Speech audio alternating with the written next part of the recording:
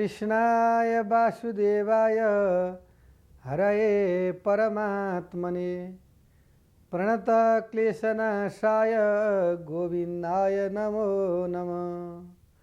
नमस्कार, यहाँलाई स्वागत छ शुभ बिहानीमा। आजको प्रसङ्ग रहेको छ मोक्ष धर्म भनेको के हो।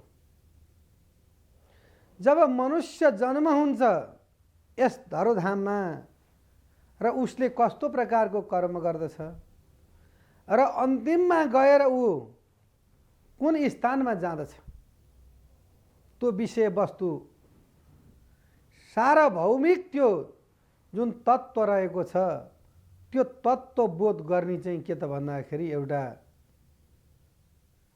भगवत मार्ग नै हो। यदि भगवत मार्गमा रहेर यदि प्रभु परमात्माको कृपाद्वारा यदि मोक्ष धाममा पुग्न सक्दैन भनेदेखि त्यसको जन्म निरर्थक छ। ब्रह्माजीले सृष्टि गरिबक्सनुभयो। जसरी एउटा किसानले खोरबाट बाख्रा भेडालाई निकाल्दियो अनि ती चरे चरे चरे चरे चरे चर्दै चर्दै चाहिँ नि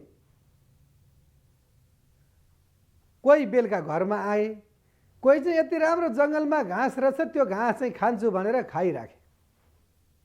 तिनै बँदेल भए, तिनै कालिज भए, तिनै हरिण भए, वन्य जन्तु वनमा बस्नेवाला। अनादि माया परियुत रूपम तेन विदुर्वै भगवद प्रसादाद मुक्तं च बद्धं किल बद्ध मुक्तं प्रवेद बाहुल्यमथा विबोध्यम् अप्राकृतं प्राकृतरूपकाञ्च कालस्वरूपं तदचेतनं मतं माया प्रदानं द्विपदं प्रवाचं शुक्लाद्विवेवात्र स्वमोऽपि तत्र स्वभावतोपात समस्त दोषमशेष कल्याण गुणैकराशिम् विहंगिनं ब्रह्म परम वरेण्यं ध्यायेम कृष्णं कमले क्षणं हरिम्। अनादि कालदेखि नै यो चल्दै आएको परम्परालाई यदि नमानेर यदि उसले आफू मनमानी गर्दछ र भगवत भक्तिमा लाग्दैन भने त्यसको मोक्ष सम्भव छैन। यो संसारमा रहेका विषय वासना वस्तु पदार्थ त यही रहन्छ। दानानि भूमौ पशवच गोष्ठे भार्यागृहद्वारि जना श्मशाने देहे चितायां परलोक मार्गे कर्माणुगो गच्छति जीव एष। जति पनि धनहरू छन् यही रहन्छ, पशु चौपाया हात्तीहरू यही रहन्छन्, बैक ब्यालेस यही रहन्छ र आफ्नै श्रीमती पनि ढोकासम्मकी साथी रहन्छन् र अनि अन्तिममा मसान घाटमा गएर कति राम्रो थियो, कस्तो राम्रो थियो, कति सज्जन थियो भन्छन्। अनि त जब चिता पखालेर जब काँडो लगाएर फर्केर आउँछन् अनि सबै विस्मृत। त्यही नै ब्रह्माजीले सृष्टि गरेको क्रममा फर्केर जब खोरमा आउनेवाला भए ती चाहिँ नि मोक्षधाममा गए। त्यो घाँस खाइरहे चिनी चाहिँ के भयो भन्दाखेरि चाहिँ नि त्यो फेरि अधम भएर नरकमा गए। के सोच्छ रे त्यो मनुष्यले, त्यो जीवात्माले भनेदेखि जसरी एउटा दिरेफे भनेको भमराले के सोच्छ भन्दाखेरि त्यो भमराले एउटा कमलकोटीको लाब्रालाई लिएर आएर आफ्नो गुडमा राख्दछ। त्यो गुडमा राख्ने क्रममा बाहिरबाट उसले भुभु भुभु भुभु भुभु भुभु गर्दा गर्दै त्यो भित्रको त्यो लाब्राले पनि त्यो डरले गरिकन त्यो पनि कमलकोटी नै बन्दछ। त्यो कमलकोटी चाहिँ गएर के छ त भन्दाखेरि त्यो कमलको फुलमा पराग लिन भनेर त्यो ट्याक्क गएर बस्दछ। त्यो बस्ने क्रममा सूर्यनारायण भगवान अस्थायी बक्सिनुहुन्छ। अनि उसले त्यहाँ बसेर के सोच्छ भन्दाखेरि आदरणीय सज्जन भक्तवृन्दहरू, रात्रिर्गमिष्यति भविष्यति सुप्रभातं भासारुदिष्यति हसि शशि पंकजश्री इत्थम विचिन्तयति कोश गथे दिरेफे हा हन्तान्त नलिनी गजमुज्जहार। यति राम्रो संसार, यति राम्रो रूप, यति राम्रो लावण्य, यस्तो आनन्दलाई किन छाड्ने? चाहे त म यो कमलको फुल अहिले नै म तोडेर जान सक्दछु, तर जान्न।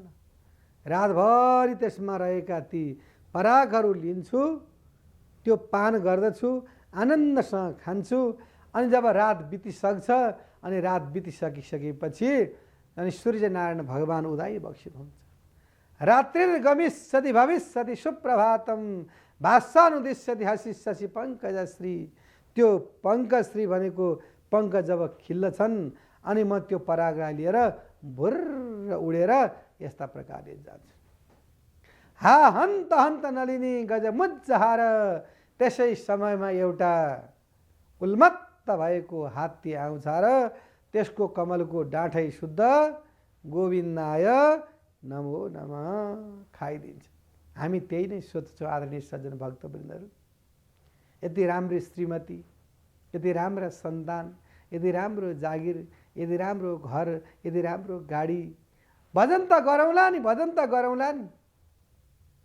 करिष्यामि करिष्यामि करिष्यामि इति चिन्तयत् मरिष्यामि मरिष्यामि मरिष्यामि इति विस्मृत। गर्छु गर्छु गर्छु, यो गर्छु त्यो गर्छु भनेर उसले सोचिरहन्छ, तर म मर्छु भनेर कहिले पनि सोच्दैन। बिहान उठेर कुनै मनुष्यले यो मनुष्य देहिता पाइयो तर कुकर्म किन गर्ने? एक दिन त अवश्यमेव यो संसार छाडेर जानुपर्छ भनेर यदि उसले चाहिँ नि सोच्यो भनेदेखि त्यो दिनभरि उसले चाहिँ नराम्रो कर्म गर्दैन। म यो पनि गर्छु त्यो पनि गर्छु त्यो पनि गर्छु भन्ठान्छ, तर म मर्छु भन्ने कुरा उसले कहिले पनि सोच्दैन। त्यस कारणले उसले मोक्ष धर्म कहिले पनि पाउन सक्दैन। अनि त्यो मोक्ष धर्म चाहिँ कहाँबाट प्राप्त हुन्छ त भन्दाखेरि गुरुका मन्त्रद्वारा दिएका जुन ज्ञान छ, सद्विवेक छ, सद्ज्ञान छ, सद्बुद्धि छ, सच्चरित्र छ, सुशासन छ, त्यसद्वारा नै मोक्ष प्राप्त गर्न सकिन्छ। अनि मोक्ष भइसकेपछि फेरि यो संसारमा आउनु पर्दैन।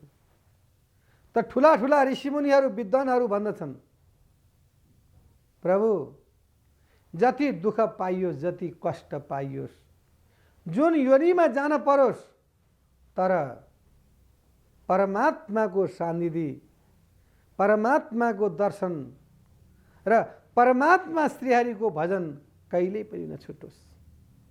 सदा सर्वदा अविचल भक्ति प्राप्त भइरहोस्। जसरी भागवतमा प्रभु परमात्मा भगवानका भक्तहरूले वर्णन गर्नुभएको छ, वृत्तासुरले वर्णन गर्नुभएको छ, भागवतलाई ओतप्रोत बनाइदिनु भएको छ। अहम हरे तब पादैक मूला दासानुदासो भवितास्मि भूय मनस्मरेता सुपतेरे गुणास्ते गृणीत बा कर्म करोति काय। प्रभु हजुरले साक्षात मलाई दर्शन दिनुपर्छ भन्ने मेरो अधिकार छैन। हजुरको दासको नि दासको नि दासको नि दासले यदि मलाई दर्शन दिनुभयो भनेदेखि म प्रसन्न हुनेछु, म बडा आनन्दित हुनेछु। मलाई जुन योनिमा जानु पर्दछ म जान तयार त छु। न नाक पृष्ठम न च पारमेष्टम न सार्वभौमं न रसाधिपत्यम न योग सिद्धिर पुनर्भवं वा समञ्जसातं विरह्य काङ्क्षे।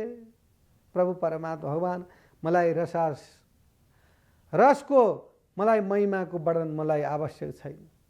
रसाधिपत्य न सार्वभौम पनि चाहिएको छैन। सिद्धि अडीमा लडीमा गढीमा यस्ता प्रकारका सिद्धिहरू पनि चाहिएको छैन। मलाई केवल चाहिएको छ मोक्ष धर्म चाहिएको छ।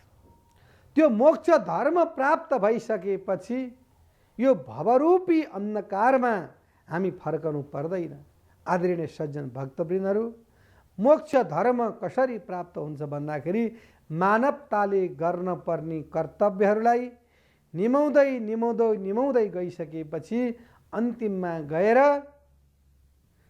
अन्तिम अवस्थामा परमात्मालाई साक्षात्कार गरेर यदि स्मरण गर्यो भनेदेखि त्यसको मुक्ति प्राप्त हुन्छ भन्ने विषयवस्तु आजका प्रसङ्गमा वर्णन गरियो। हरि ओम तत्सत्।